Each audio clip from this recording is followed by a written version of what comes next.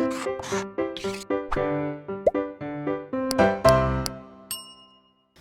Students, blueprint में आपका स्वागत है। मेरा नाम अनुज शर्मा, मैं आपका केमिस्ट्री टीचर। आज की वीडियो में हम परमाणु द्रव्यमान के बारे में डिस्कस करेंगे। अगर हमारे पास दो तत्व हैं X और Y, तो उनके परमाणु द्रव्यमानों का आपस में क्या रिलेशन होता है। तो इनका जो रिलेशन है यहाँ पर X के एक परमाणु का द्रव्यमान बटे Y के एक परमाणु का द्रव्यमान बराबर X का परमाणु द्रव्यमान बटे Y का परमाणु द्रव्यमान। X और Y दो तत्वों के बीच में जो परमाणु द्रव्यमान का और एक परमाणु के द्रव्यमान का संबंध होता है वो ये होता है। अब हम परमाणु द्रव्यमान को किस तरीके से परिभाषित करेंगे, इसकी परिभाषा क्या होगी। किसी भी तत्व का परमाणु द्रव्यमान वह संख्या होती है जो प्रदर्शित करती है कि उस तत्व का परमाणु हाइड्रोजन के एक परमाणु से कितना गुना अधिक द्रव्यमानी है। तो यहाँ पर तत्व का परमाणु द्रव्यमान निकाल सकते हैं। तत्व का परमाणु द्रव्यमान बराबर तत्व के एक परमाणु का द्रव्यमान बटे हाइड्रोजन के एक परमाणु का द्रव्यमान। इसी तरीके से कार्बन के संदर्भ में भी परमाणु द्रव्यमान की परिभाषा दी जा सकती है। आधुनिक परमाणु द्रव्यमान की जो परिभाषा है वो कार्बन के संदर्भ से ही दी जाती है, कार्बन 12 के संदर्भ से ही दी जाती है। इसमें तत्व का परमाणु द्रव्यमान बराबर तत्व के एक परमाणु का द्रव्यमान बटे कार्बन 12 के 1/12 भाग परमाणु का द्रव्यमान। इस तरीके से हम सूत्र के अवस्था में, सूत्र की फॉर्म में परमाणु द्रव्यमान को परिभाषित कर सकते हैं। अब औसत परमाणु द्रव्यमान क्या होता है। किसी भी परमाणु के दो या दो से ज़्यादा समस्थानिक हो सकते हैं। तो समस्थानिक परमाणु के परमाणु द्रव्यमानों का औसत द्रव्यमान जो कार्बन 12 के एक परमाणु के द्रव्यमान 12 के सापेक्ष निर्धारित किया जाता है, उसको हम बोलते हैं औसत परमाणु द्रव्यमान। यहाँ पर औसत परमाणु द्रव्यमान बराबर इसका सूत्र होता है sigma AX upon sigma X। तो सिग्मा AX क्या हो जाएगा, A1X1 plus A2X2 plus A3X3 बटे X1 plus X2 plus X3 plus further X। तो इस तरीके से इस सूत्र के द्वारा क्लोरीन के हम परमाणु द्रव्यमान को, औसत परमाणु द्रव्यमान को किस तरीके से कैलकुलेट कर सकते हैं, किस तरीके से निर्धारित कर सकते हैं, एक क्वेश्चन द्वारा इसको समझ लेते हैं। यहाँ पर क्लोरीन के दो समस्थानिक हैं जिनके द्रव्यमान 35/37 है और इनका पाए जाने का जो अनुपात होता है वो 3:1 होता है। यानी कि क्लोरीन के 35 और 37 द्रव्यमान वाले जो समस्थानिक होते हैं, जो परमाणु होते हैं, वो 3:1 अनुपात के अनुसार पाए जाते हैं। तो इनका औसत परमाणु द्रव्यमान कैलकुलेट कीजिए, क्लोरीन का औसत परमाणु द्रव्यमान निर्धारित कीजिए। तो उसके लिए यहाँ पर हमें ये सूत्र अप्लाई करना होगा। इस सूत्र को कैसे अप्लाई करते हैं, क्लोरीन का औसत परमाणु द्रव्यमान निकालेंगे तो A1 यानी कि पहले समस्थानिक का परमाणु द्रव्यमान कितना है 35, X1 यानी कि उसके पाए जाने का अनुपात कितना है 35 का 3 प्लस A2 दूसरे परमाणु का परमाणु द्रव्यमान कितना है 37 और दूसरे परमाणु के पाए जाने का अनुपात 1, 37 गुणा 1 बटे X1 प्लस X2 यानी कि 3 प्लस 1 जो कि तत्वों के पाए जाने का अनुपात होता है। तो यहाँ पर 142/4 इसको कैलकुलेट कर लेंगे तो ये 35.5 यानी कि क्लोरीन का जो औसत परमाणु द्रव्यमान है वो 35.5 आएगा। ग्राम परमाणु द्रव्यमान, जैसा कि सभी बच्चे जानते हैं, किसी भी परमाणु का एक निश्चित भार होता है, एक निश्चित द्रव्यमान होता है। अगर हम उसको ग्राम में प्रदर्शित कर देते हैं तो उसको बोलते हैं हम ग्राम परमाणु द्रव्यमान। जैसे हाइड्रोजन का जो द्रव्यमान होता है, हाइड्रोजन का द्रव्यमान होता है 1, इसको अगर मैं ग्राम में लिख दूँ तो इसको 1 ग्राम बोलेंगे।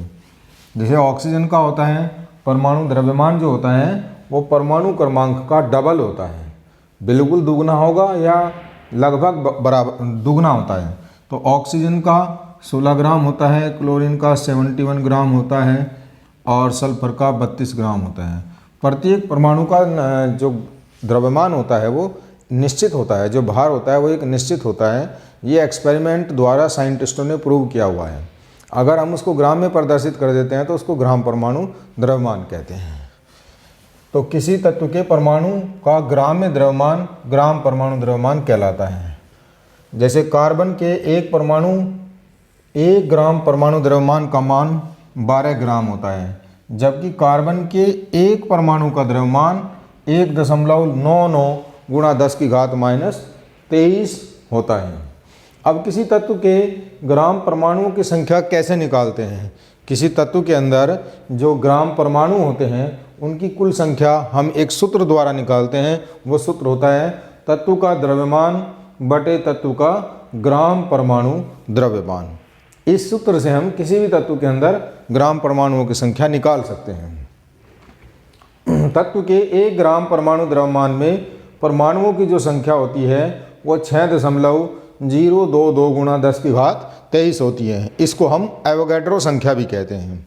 कोई भी तत्व हो, चाहे हाइड्रोजन हो, क्लोरीन हो, पोटेशियम हो, नाइट्रोजन हो, ऑक्सीजन हो, सल्फर हो, फ्लोरीन हो, उन सब के ग्राम परमाणु द्रव्यमान में 1 ग्राम परमाणु द्रव्यमान के अंदर जो परमाणुओं की संख्या होती है वो एक निश्चित संख्या होती है, जिसको हम एवोगैड्रो संख्या द्वारा 6.022 गुणा 10⁻23 द्वारा प्रदर्शित करते हैं। इसी तरीके से परमाणुओं के मिलने से, आप लोग जानते हैं कि परमाणुओं के मिलने से अणु का निर्माण होता है। तो जो परमाणुओं का द्रव्यमान होता है उससे अगर आप सभी परमाणुओं के द्रव्यमान को जोड़ देंगे आपस में तो वो एक अणु का द्रव्यमान निकल आएगा। तो ऐसे ग्राम आणविक द्रव्यमान होता है। जब आणविक द्रव्यमान को, किसी अणु के आणविक द्रव्यमान को हम ग्राम में प्रदर्शित करते हैं तो वह ग्राम आणविक द्रव्यमान कहलाता है। जैसे क्लोरीन का आणविक द्रव्यमान होता है 71 ग्राम, 71 ग्राम होता है। कैसे? जैसे Cl का अणु होता है, परमाणु होता है, 2 Cl के परमाणुओं ने मिलकर एक Cl2 का अणु बना दिया, तो एक Cl का जो परमाणु भार होता है, परमाणु द्रव्यमान होता है वो 35.5 होता है। 2 Cl हो गए हमारे पास, दोनों के परमाणु द्रव्यमान को जोड़ देंगे तो ये अणु द्रव्यमान आ जाएगा, ये आ जाएगा 71 ग्राम। कोई भी परमाणु हो उनसे मिलकर अणु बनेंगे और परमाणुओं के भार को, परमाणु के द्रव्यमान को अगर हम जोड़ते चले जाएंगे या जितनी संख्या होती है उसके अंदर उससे मल्टीप्लाई करते चले जाएंगे, गुणा करते चले जाएंगे तो हमें आणविक द्रव्यमान निकल जाएगा। अब किसी पदार्थ के अंदर ग्राम अणुओं की संख्या भी एक सूत्र द्वारा निकाल सकते हैं। पदार्थ का द्रव्यमान ग्राम में हो और पदार्थ को आणविक द्रव्यमान से उसको अगर भाग कर देंगे तो पदार्थ के ग्राम अणुओं की संख्या निकल आएगी। अब मैं आप लोगों को आणविक द्रव्यमान निकालने के तरीके बता रहा हूँ। कुछ आणविक द्रव्यमान मैं निकाल के आपको बताऊंगा कि किसी भी अणु का आणविक द्रव्यमान कैसे निकालते हैं, और अगर उसको ग्राम में प्रदर्शित कर देंगे तो उसको हम क्या बोल देते हैं? ग्राम आणविक द्रव्यमान या आणविक द्रव्यमान ग्राम में, दोनों एक ही बात होती है, कैसे भी आप लोग बोल सकते हैं। जैसे यहाँ पर CO2 अणु होता है। CO2 अणु किससे मिलके बना है? एक कार्बन से और 2 ऑक्सीजन से। तो मुझे इसका आणविक द्रव्यमान निकालना है तो क्या करना होगा? इसके अंदर जितने परमाणु हैं उन सभी के परमाणविक द्रव्यमान को आप जोड़ते चले जाएंगे और जो फाइनली आप संख्या प्राप्त करेंगे वही उस अणु का आणविक द्रव्यमान होती है। जैसे यहाँ पर एक कार्बन होता है और कार्बन का परमाणु द्रव्यमान होता है 12। यहाँ पर 2 ऑक्सीजन है प्लस ऑक्सीजन का परमाणु द्रव्यमान 16 होता है और हमारे पास यहाँ पर 2 ऑक्सीजन है तो इसको 2 से मल्टीप्लाई कर दो, 2 से गुणा कर दो और इसको जोड़ दो तो क्या आ जाएगा? 44 ग्राम CO2 का आणविक द्रव्यमान आ जाएगा। ठीक है बच्चों। अब इस तरीके से मैंने बहुत सारे फॉर्मूले, बहुत सारे अणुओं के फॉर्मूले लिखे हुए हैं। एक एक करके मैं सबका आपको आणविक द्रव्यमान निकालना सिखाऊंगा। आप इनकी क्वेश्चंस की प्रैक्टिस थोड़ा सा करेंगे तो ये चीज़ें आपको बहुत अच्छे से समझ में आ जाएंगी, क्योंकि ये केमिस्ट्री का बेस है। अगर आप इन चीज़ों को इग्नोर कर देंगे, इन चीज़ों को नहीं सीखेंगे तो आपको कुछ भी समझ नहीं आने वाला है। तो आणविक द्रव्यमान निकालने के लिए आपको परमाणविक द्रव्यमान की भी जानकारी होनी चाहिए। जैसे H2SO4 होता है, H2SO4 के अंदर हाइड्रोजन का 1 है, मेरे पास 2 हाइड्रोजन है तो 1 × 2 प्लस सल्फर का 32 होता है। ठीक है। और ऑक्सीजन का 16 ग्राम होता है, एक ऑक्सीजन का 16 होता है तो इसको मैंने 4 से मल्टीप्लाई कर दिया, 4 से गुणा कर दिया तो ये 16 × 4 हो गया। जो टोटल आएगा वो 96 ग्राम आ जाएगा। H2SO4 के एक अणु का जो द्रव्यमान होता है वो 96 ग्राम होता है। ठीक है। अब एसिटिक एसिड CH3COOH का निकालेंगे। कार्बन का 12 होता है प्लस हाइड्रोजन का 1 होता है, हमारे पास 3 हाइड्रोजन है, मल्टीप्लाई कर दो 3 से, प्लस फिर से कार्बन आ गया 12 प्लस 2 ऑक्सीजन है 16 गुना 2 प्लस 1 हाइड्रोजन है प्लस 1। आप निकाल लोगे इसको टोटल करके 60 ग्राम आ जाएगा। कार्बोनिक एसिड का 2 हाइड्रोजन है, 1 हाइड्रोजन का 1 होता है, 1 × 2 प्लस कार्बन 12 प्लस 3 ऑक्सीजन 16 गुना 3, तो टोटल निकाल लेंगे आप 62 ग्राम आ जाएगी। ये ग्लूकोज है। ग्लूकोज के अंदर C6H12O6 6 कार्बन है, 12 गुना 6 प्लस 12 हाइड्रोजन है, 12 प्लस 6 ऑक्सीजन है 16 गुना 6, यह आ जाएगा 180 ग्राम। तो ग्लूकोज के एक अणु का जो अणुभार होता है वो 180 ग्राम होता है।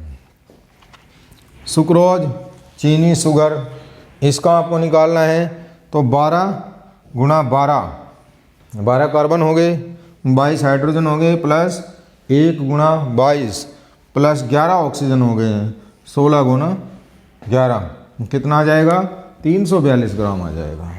तो कुछ मॉलिक्यूल कुछ अणुओं के मैंने अणु सूत्र निकालने सिखाए आप लोगों को। आप क्वेश्चंस की प्रैक्टिस करें इनकी ज़्यादा से ज़्यादा, इनको आप अच्छे से समझ पाएंगे। अगर आपको हमारा वीडियो पसंद आया है तो इसको लाइक ज़रूर करें, हमारे चैनल को ज़्यादा से ज़्यादा सब्सक्राइब करें और अगली वीडियो में इससे आगे के टॉपिक जल्दी लेके आएंगे। धन्यवाद।